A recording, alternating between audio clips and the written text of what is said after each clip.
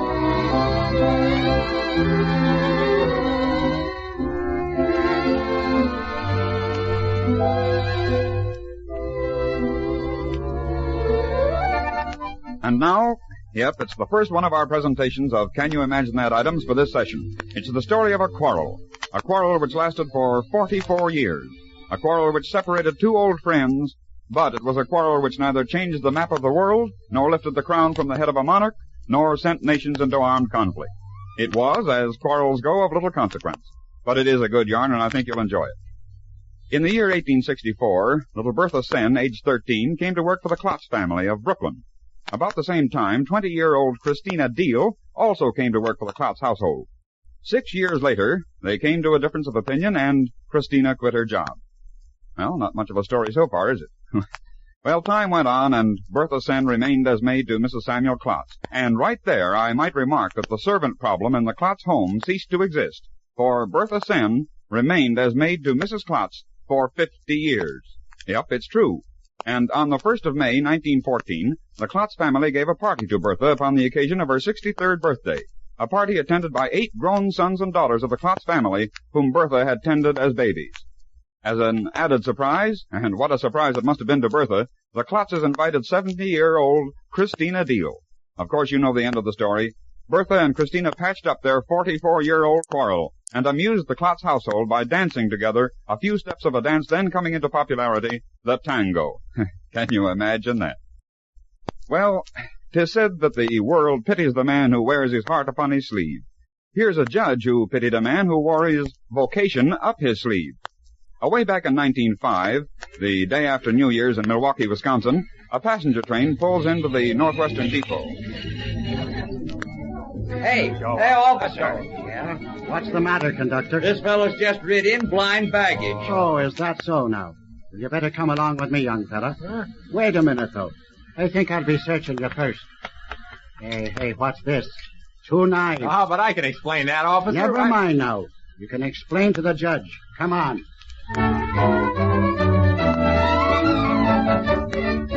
Escorting a self-assured prisoner to the courthouse, Officer McGinnis enters the courtroom of Judge Nealon and planks down 2 wicked-looking daggers, one about 12 inches and the other about 20 inches long. There you are, Your Honor. I found these 2 knives on the person of the prisoner here, I did. You look like a dangerous person. What's your name? Red Remke, Your Honor. Well, Remke, what's the idea of these knives? What do you think you're going to do with them? Swallow them.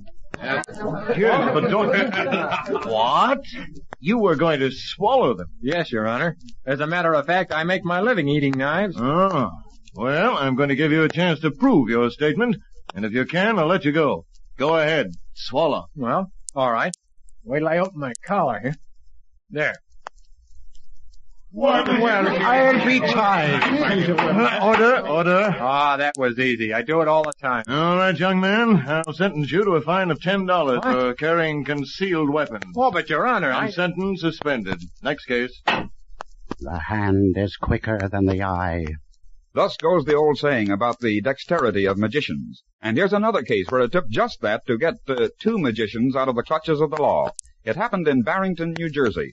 Earl Patman and Bob Hummer, two magicians, were on their way home when... Hey, you two. Wait a minute. Yes, sir, officer. What's the trouble? What are you carrying in that little trunk? Well, just some of our apparatus. Well, I'm going to take a look at it. You see, officer, just apparatus. Apparatus, huh? I guess this revolver is just apparatus, huh? You guys come along with me. Oh, now, wait a minute, officer. Sir, you can't run us in like this. Oh, can't I? Well, that's just exactly what I'm going to do. Come on. now, wait a minute. And protesting against the injustice, the two modern magi's were led off before the local squire. Once there... You two fellas got a reason for carrying around dangerous weapons? Look, Your Honor, we use it in a trick. That's right, Squire. I put a bullet in the gun, and Mr. Hummer here catches it in his teeth when I fire the gun. I'm not in the mood to be kidded, you fellas. Come on, own up to what you're doing with that revolver. It's the truth. It's a trick we do. All right, you two, if it's a trick, show me. And show the squire they did. Patman and Hummer gave an impromptu performance of the famous bullet-catching trick for an interested audience of one. And when it was over, said the squire... By golly, discharged. Yeah, and discharged they were. Now, that bullet-catching trick has an amazing and notorious history. Most of us are apt to think of magicians' tricks as being harmless, done by mechanical or manual dexterity. But that one trick has cost more than one magician his life. Can you imagine that? Probably the most famous wizard of the stage to lose his life doing the trick was Chung Ling Soo, born just plain William Robinson, a Scot whose amazing ability to hide his real nationality under the guise of a Chinese wonder worker fooled world-wise newspapermen and even real Chinese. One of Chung Ling Soo's most thrilling tricks was the bullet-catching feat. A real rifle was... But wait, let's go back to the month of March, the year 1918. The place, the stage of the Wood Green Empire Theatre in London. On the stage is a colorful, magnificently gowned company. In the center, a dignified, striking Chinese, Chung Ling Soo. He strides to the footlights. His hand is raised. A sudden hush falls upon the house when the audience realizes Chung Ling Soo is about to perform the trick that took London by storm. Set tongues to his praise. Once he glances to the wings. Is he nervous? Does this daringly dangerous stunt fray even his supposedly iron nerves, or... But wait. Listen. Ladies and gentlemen, it is my great honor to perform in my most humble and poor way a feat that has given me most undeserved fame. I shall endeavor to perform it tonight for your entertainment. The rifle. The rifle is passed for examination. Eager hands in the audience turn it over and over, hoping to catch the secret, but no secret is found. It's handed back. Once again, Chung Ling Soo speaks. And for bullets to be marked by any members of this august and honorable audience. The bullets. The bullets, shockingly real and cold, are passed out. Marked, lethal pellets of lead, one of which may... But wait. Again, Chung Ling Soo speaks. So, the bullets which you have so kindly marked are loaded into the rifle. I take my stand at this side of the stage, while my assistant takes the loaded rifle to the opposite side. Now watch, ladies and gentlemen. I shall endeavor to catch the bullets as they are fired from the gun. Should I fail, then I shall be with my ancestors this night. Ready? Each member of the audience strains forward. A few ladies in the boxes turn away, their faces pale. Men tighten their jaws, waiting for the roar of the rifle which can send the magician into eternity. But look, is Chung Ling Soo pale under his makeup? Does he have that terrible premonition that this is his last performance? Or, still more incredible, does he know? Now the stage is set. Chung Ling Soo stands stiff and ready. He adjusts himself to face the uplifted muzzle of the rifle. Then he nods. Bring down the curtain. And Chung Ling Soo fell to the floor of the stage, mortally wounded. His last words, ring down the curtain. Today, magicians still wonder whether Chung Ling Soo planned a ghastly and cold-blooded suicide before a crowded theater. To this day, no one knows, for although he pretended to be a Chinese and made up as such, he really had in his personality a strange mixture of Western civilization and the inscrutability of the ageless Orient. Today, we may still ask, did Chung Ling Soo, born William Robinson, kill himself with a trick? Can you imagine that? You wouldn't think that the austere dignity of an English royal coronation would include the placing of looking glasses upon the backs of the seats in Westminster Abbey, would you? Well, it's true. It was during the coronation of George V and Queen Mary that those in charge of the ceremonies decided that too long had the coronets of the peeresses been placed upon those noble heads awry. You'll probably remember that at the moment the Queen's crown is placed upon her head, the peeresses of England place their coronets on their heads.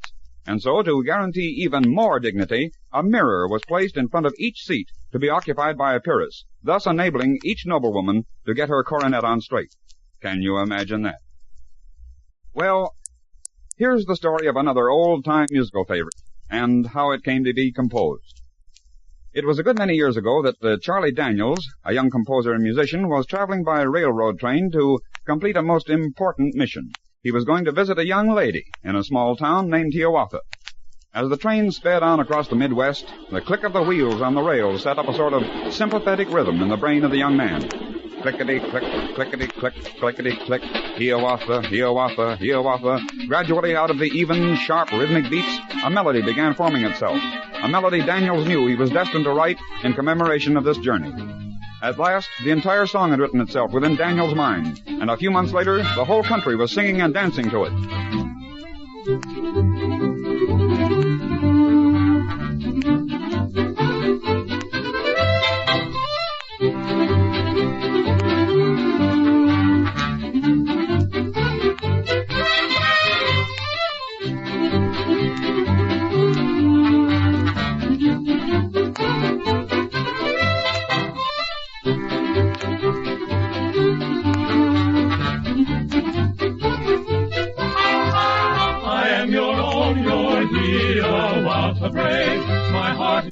you know, dear one, I love you so. Oh, Minnehaha, gentle may decide and say you'll be my Indian bride. I am your own, your Hiawatha brave. My heart is yours, you know, dear one, I love you so. Oh, Minnehaha, gentle may decide and say you'll be my Indian bride. Daniels, later known professionally as Neil Moray, discovered that people just weren't interested then in a song about a town of Hiawatha, so he changed the lyrics to those you've just heard. But it was from the click of the train wheels on the sections of track that Charlie Daniels procured his rhythm. Can you imagine that? And that, friends, brings us to the close of another session of this series, but we'll be back with you again soon on this same station. And until then, this is Lindsay McHarry saying goodbye now.